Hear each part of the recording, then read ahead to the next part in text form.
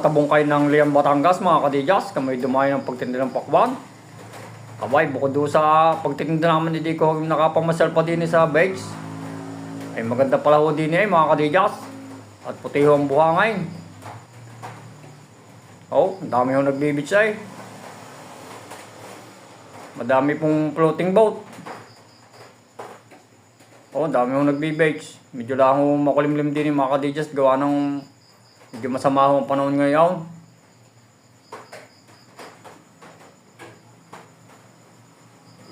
Ay, makulimlim po ay.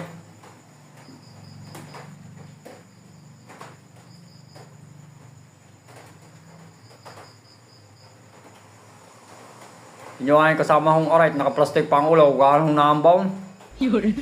Abay, ito nag-plastic ko ang ulaw. Yan, pagkatapos ho namin makapagtinda yan. Kami kumain muna din sa isang malapit na karindira diyan, yan,